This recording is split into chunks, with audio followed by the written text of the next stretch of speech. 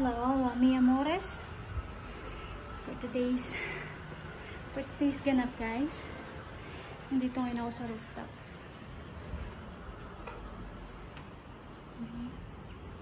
Ganda ng view.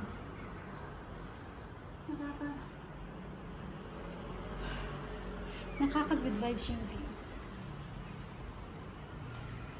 Actually, doon na part is airport yan, guys. Diyan nalipad yung aeroplano.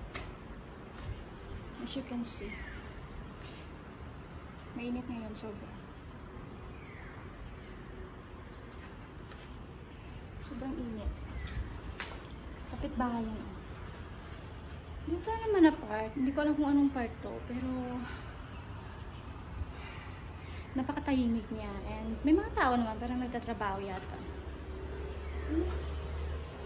Sa baba na yung saan. Ang ganda lang, no? Diba? Tignan nyo. So pretty. And you need always to be pretty.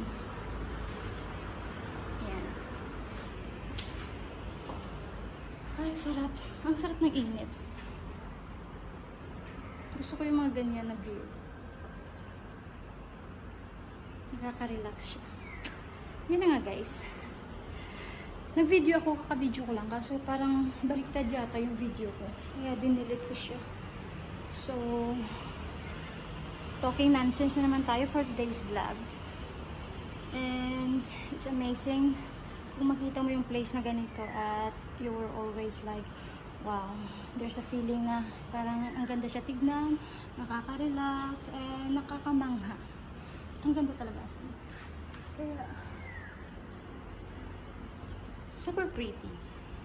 Kaya ganun ka rin. Dapat always have a pretty mind, beautiful soul, and we're not perfect, but we try to be with the best.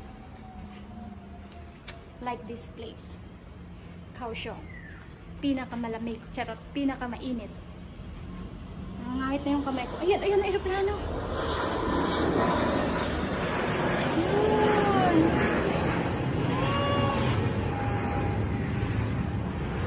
Ganda. Sana makasakay ako ulit ng aeroplano. Pero sa dream country ko na. Hope so, Lord, kung anong plan mo sa akin. Malapit na kasi ako mag-end dito sa Taiwan. Mga 2 years. 2 years na lang yata. Mag-end ako. So, kailangan na natin ng panibagong new life. Kumbaga, hope so, makapunta kung saan at makapagtrabaho. And I think that's it.